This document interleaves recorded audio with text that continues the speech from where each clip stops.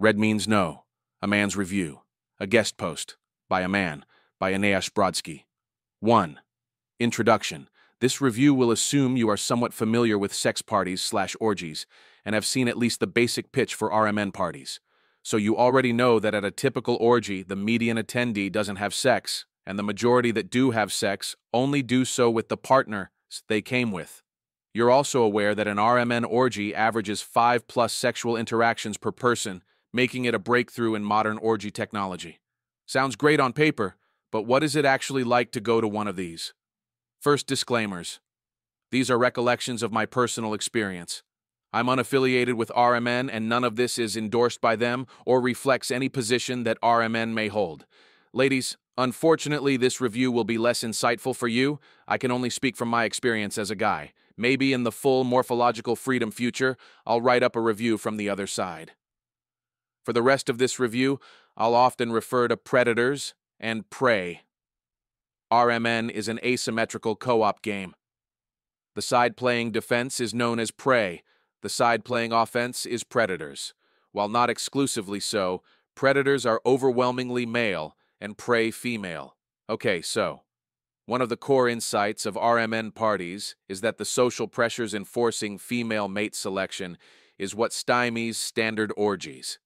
A huge amount of effort goes into making RMN a place where it's safe for prey to give up mate selection, and for the predators to believe this is real. The STI tests and safety procedures and paperwork are just the beginning. The real work starts weeks ahead of the event. 2. Pre-game. The Discord. A few weeks beforehand, a one-time private Discord channel is created for attendees of the upcoming event. This allows for logistics coordination, but more importantly, it is an opportunity for the predators and prey to flirt, joke, and taunt each other. Veteran members may exchange war stories. Some prey will share excited anticipation or what they're hoping for. The banter here reinforces that the prey are very on board for what's going to be done to them. I recommend lurking at the very least. It will reduce some of the ever-ratcheting tension you'll feel as the day draws closer. The predators and prey also have private channels, just for their team members. I don't know what the prey get up to. Probably something really shameful they should be punished for. But in addition to private not-for-girls jokes, the Predator channel is a great resource. A specific scene that a predator is interested in may be planned here, or several. New predators can have their questions about what to do or expect answered here. Many predators will be knowledgeable about specific prey, either from being in relationships with them or just lots of prior play, and can give advice on how to subdue individual prey and what they enjoy. The Discord starts slow and grows in activity as the day draws closer. Read it actively, and don't be afraid to ask questions or add a joke or taunt if you have a good one. 3. Study Hall, the dossier. Every participant submits a form along with their STI results, which creates a dossier page all participants will see. For the predators, this is just a picture, name, HSV status, and maybe a few lines of flavor text. The prey don't need to know much about the predators because they don't have much choice in what's going to happen anyway. The prey form, however, is extensive. Importantly, it notes what, if anything, from the default consent list an individual prey is opting out of, i.e., no oral or stay away from the nipples. Another section lists any non-default stuff they are opting into, i.e., clothing destruction or anal. There can be further notes with clarification, requests, and aftercare advice. With over a dozen prey at the event, these add up fast. On the one hand, this is great. More knowledge is more reassurance. On the other hand, it's so much. You should go over the full dossier at least 3 times on 3 different days before you go, and then also take notes with you. Because once you are at the event and there's tits everywhere and asses in the air, it's hard to remember just what's in and what's out. There are 2 major saving graces here. The first is that participants wear badges on their person that list vital info, including opt-outs and opt-ins. You can check a badge at any time, and should. The second is that the default opt-in list allows for a really fantastic time. It's not too much work to identify the prey that have opted out of the default acts you're into and memorizing that, because it still leaves you with so much to do. Then if you want to do more intense scenes or specific acts, you can find a prey in the dossier that matches those desires and plan to go after them. In between those scenes, you can fall back on standard forced oral/PIV with whoever. Again, accepting the opt-outs you memorized or double-checking badges. Tracking the prey's opt-outs is your job. If you go to more than one party, this gets easier, as you get to know people. Admittedly, that doesn't help you your first time. Take notes. It's worth it. 4. Pre-game. The mixer. The evening before the event, there's an open mixer at a local pub. Just gather and chat, maybe have a drink. I very highly recommend going. It really gives you a vibe for the prey and a sense for who your subconscious is drawn towards. Pictures and text are one thing, but there's nothing like being next to someone and feeling how your body reacts to their presence. Also, crucially, it really hammers home that these ladies absolutely do want this to happen to them. Despite the forms in the Discord, nothing is half as convincing as a laughing woman thrumming with excitement across from you. It'll probably facilitate at least one scene for you the next day. Making a human contact with tomorrow's prey significantly lessens the terror inherent to walking into an orgy group as the new guy. Speaking of being the new guy, chat to the guys at the mixer as well. These will be your brothers in arms. Some of the prey struggle a lot, more on this later, and require more than one predator to take down and hold still enough to fuck. Get to know some of the dudes here and build goodwill. Everyone wants this to succeed, and you're a part of that team. It works better if you've already exchanged some words and taken just a bit of each other's measure. The mixer also allows you to put faces to names in a much more solid way than the dossier. Seriously, don't miss it if you have any say in the matter. Get an earlier flight if you have to. 5. Day of. Entrance.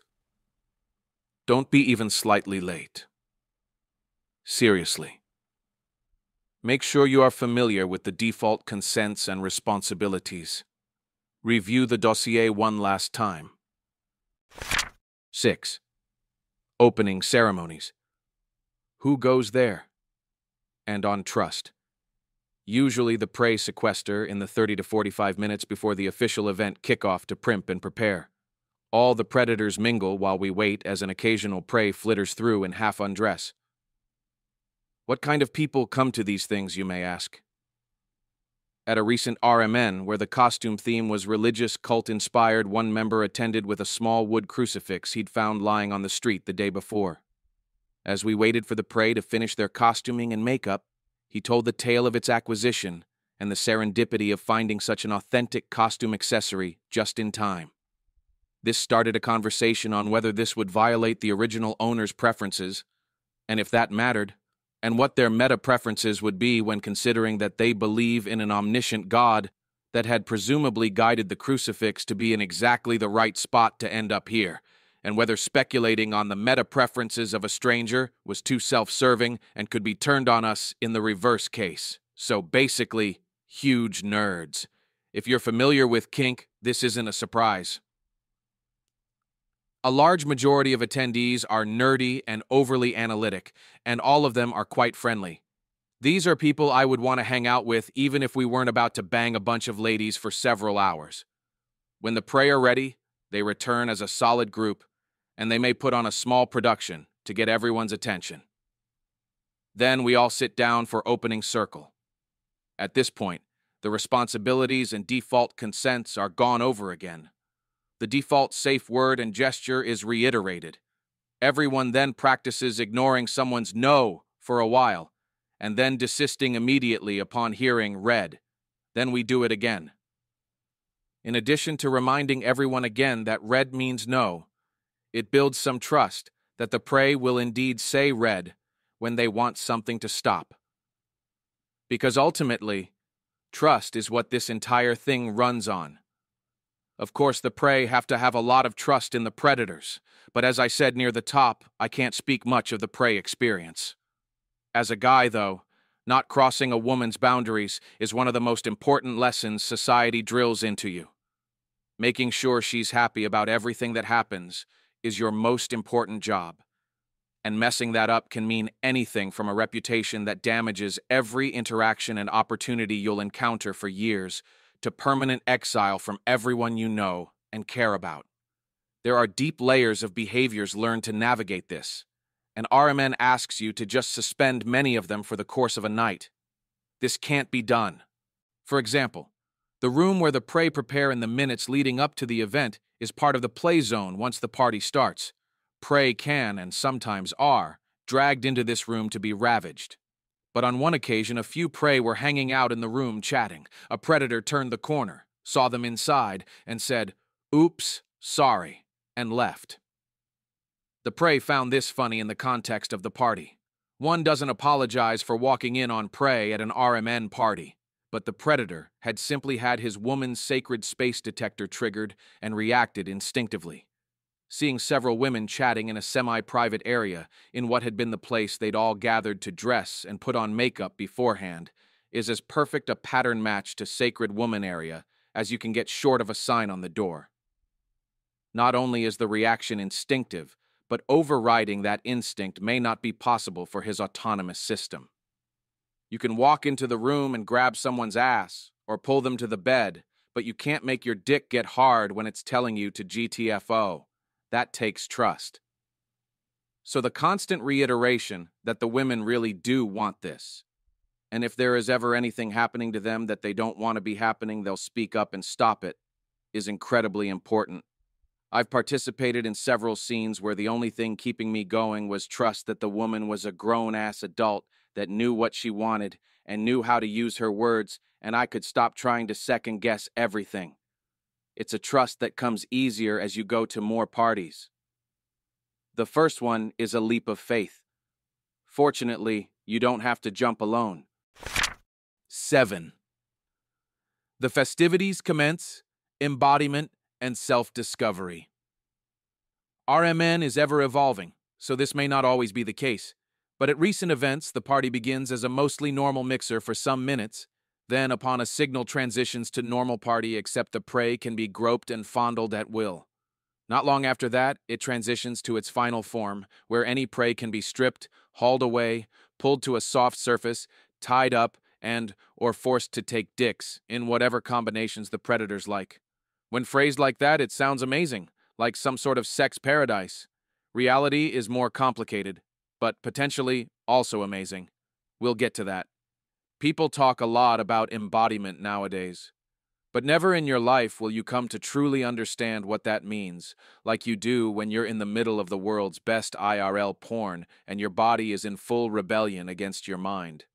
One of my most WTF is wrong with me moments was at my first RMN, walking past one girl going down on another, with her ass up in the air in what is the most blatant, come fuck me position possible at one of these parties. Pretty girl, great ass, ripe for the taking. And my dick just would not do anything, despite this being a classic literal porn setup. But hey, I didn't know either of these girls at all. In every other place in the world, this would be a don't interfere situation. The girls are having fun. You're obviously not needed. Despite me knowing that this isn't the case here, my body doesn't know that. It doesn't believe it. I can force myself to take almost any voluntary action, but my dick is the absolute barometer of embodied knowledge, and it is not fooled by mere words. A few minutes later, when I see the lady I was having a great time chatting with at the previous day's mixer, my dick is all in. That belief of she wants this is embodied. The previous one was not. Fortunately, RMN attendees are the best people in the world. Per above, predators are nerdy and friendly. The prey are equally fantastic. They know that this is a high-pressure environment, and that the predators are doing things that all of society has trained them are awful things that'll get you depersoned, and that many of the subconscious cues women throw out that signal, "I'm interested, come here," are not only missing, but are sometimes instead screaming, OMG, no stop, ah, and this can be stressful. The prey are extremely understanding of temporary dick outages and super sweet about it. Don't make it a big deal, and it isn't a big deal. Maybe you can come back later, as there's still lots to do during a temporary dick outage. You see, prey come on a spectrum. On the pliable end, they want to be stripped of agency and are happy to be used like toys. On the opposite end, they want to be forced into sex by rampaging dick monsters and will fight like goddamn demons to keep anyone but dick monsters away. I don't know if you've tried to get your dick inside someone who is struggling with all her power to keep you out without doing permanent damage, but it's not easy. There are 4 flailing limbs and teeth involved, and you only have 2 hands. In addition, when doing serious wrestling, your body transfers blood to muscles and generally shuts down recreational functions. When there is a seriously bloody-minded prey being tossed down, it can easily require multiple men to hold her in place and open, while one not involved in the struggle does the actual penetration. This is an ideal use of temporary dick outage time. You are helping to fulfill the fantasies of prey, and you don't even need to be hard to do it. At the same time, you're participating in a team sport with other guys. It is surprisingly bonding to coordinate wrestling activities with your buds in pursuit of multiple railings on a target. You get to watch them being violated and feel them writhing as they're pounded. In time, you may even get back in the groove and take a turn yourself, which is ideal, though doesn't always happen. Even when it doesn't, it's fun to participate. And depending on the scene, you may all get to hang for a while afterwards and chat and bond a bit. As you join in scenes or move from room to room, try to let your body take the lead. Listen to your dick. The deep down hidden dick inside you, not the masked dick you think you should have. This is the most fertile environment possible for learning about what your inner dick really wants, and it would be a shame to waste it. There are a wide range of body types across many axes. There are a vast smorgasbord of personalities. Try out a few things. Does your dick shrug at one girl but surge upright for another and you can't tell why? Start noticing. Stop thinking in shoulds, and let the force be your guide. If you're drawn to something, follow it. You may find some very surprising things, or you may just want a snack. Bodies are weird. If you're very lucky, though, you may just hit a groove. Maybe you'll be walking through a room and see a girl sitting chatting, and something in your dick says, "Fuck it, I want that one." And you'll just walk over and put your dick in her mouth mid-sentence. Because if there's one place in the entire world where that is the optimal move, it's this place. Turns out it was indeed a great move. The prey really are here for exactly this treatment. You just had to believe them. And now this positive reinforcement is making your body finally believe them. You take her to the floor and plow her for a good long while. And when you're done, you aren't fully you anymore. Because normally, you are your thoughts and your priors and your anticipated experience. But right now, those things are taking a back seat. And the new you is instincts and drives and desires. And you see another girl you like and you move to take her without fully thinking about it. You just do what feels right. And she comes right down too. When you get up later and get some drinks and hydration, your dick is still in the zone. For the next few hours, traditional you is riding semi-detached. A supervisor role managing things here and there, but mostly hands-free, as embodied you is finally free to roam. Moving to the snack table to munch, or kneeling down behind a lady on her hands and knees as you strap on another condom. Some cuddling for a bit, standing to stretch, chatting with a girl, then pushing her down and spreading her legs wide. For hours there isn't doubt or shame or expectation, just exploration and deep temporary entanglement. Hormones and instincts. It's beyond normal existence, without stepping all the way into the psychedelic, a transcendence of vulgar reality that you can only find in union with others seeking this way. It's fantastic. It doesn't happen every time. 8. The festivities continue, chatting. These parties go for 6 hours at a minimum. 8 hours isn't unheard of. They are sober parties. There's a lot going on, and you will not be able to retain a single emotional state throughout. You cannot fuck that many hours. Take breaks and hydrate. Chat. During this downtime, maybe we cover some questions that someone who's never been to a party might ask. What's the venue like? Well, I've only been to a few. But the ones I've been to have been in large, gorgeous, multi-floor houses. Very aesthetically pleasing, with plenty of food platters in the kitchen, lots of mattresses laid out on the floors of the large common rooms, and at least a couple bedrooms available. There are condoms and lube available in every room, but I'd bring my own anyway just to be sure, and to get custom sizing. It really makes a difference. There's no play allowed in the kitchen or bathrooms. Most of the action happens in the large common rooms, usually one on each floor. This raises an interesting point. Earlier I mentioned the spectrum of prey. The prey that strongly prefer being violently held down and penetrated as they struggle and rage bring a different energy to a room than those that want to be passed around like fuck toys. Nowadays, the heavy fighting occurs in the downstairs floor of a venue, and the free use is in the upstairs floor. Most of the prey aren't at either extreme, so they often float between the floors. This also means you see non-CNC scenes downstairs, and some occasional struggle scuffles upstairs.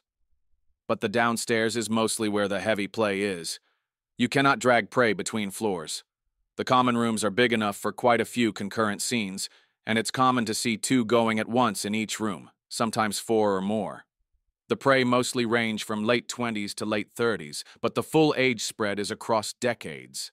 The predators are slightly older than prey on average, and also have more variance in age. They lean towards more fit. It's 6+ hours of this, come on.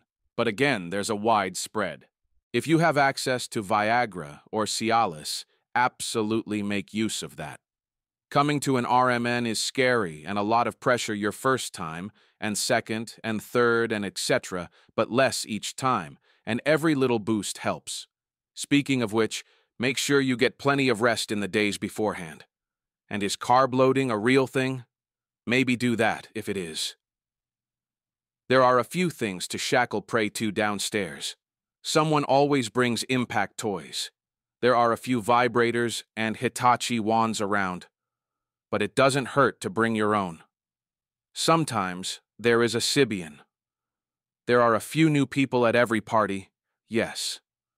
Not everyone can come back. Not everyone wants to go to every party.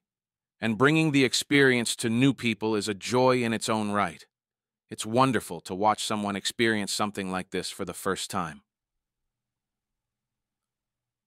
Good to go? All right. Let's get back in there. 9. All good things come to an end. Eventually, the party wraps up. All bodies have their limits. We all gather in the main room again for closing circle. First things first, who won the game? Did I not mention the game?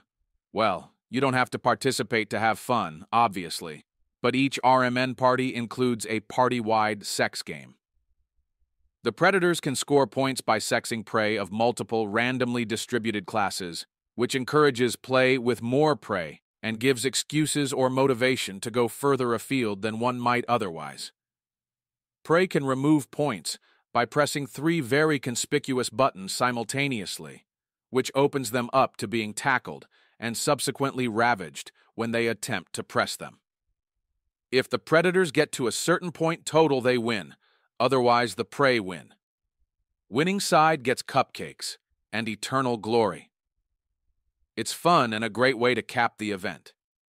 Then we wind down by spontaneous sharing any highlights, thanking the organizers, taking a group photo, if you want. Plenty of people opt to not be in the photo, and all finding our clothes and making our way out. Some folks will stay a little bit and chat to unwind. It's easier to chat when the pressure's off. The event is over and it went well, and everyone is a little bit high on the endorphins. You will almost certainly make some friends. It would be hard not to, after something like this. The organizers send out a survey after the party in an eternal quest to know more things and make the next party better. Like I said, these parties attract the best people in the world. The organizers are the reason for this, and they never stop proving it. The Discord stays active for a couple weeks after, so people can chat about the night and remain in contact for a while longer. Going cold turkey after something like this would be cruel. Stories are exchanged, and sometimes contact info as people vow to remain in touch. More than a few dates have blossomed in the wake of RMN parties, and several have continued on into longer relationships. The platonic friendships that are born of these aren't to be ignored either. Creating a shared experience as extraordinary as this one will forge interesting bonds with your fellows. The most fascinating part is seeing which ones you feel closest to afterwards, and then trying to figure out exactly why. Is it all hormones? Subconscious vibes? Something your inner bro picked up on that isn't legible to your verbal mind? Well, there's only one way to find out. Come back for another one, gather more data, and compare results. And if we happen to have a fantastic, gut-wrenching, ego-slipping experience, and somehow make even more friends along the way, maybe that's okay too. Maybe it's what we were secretly after the whole time. Maybe it's even starting to feel like home. Enjoy this post? Subscribe to Eneasz's blog, substack.com/deathisbad.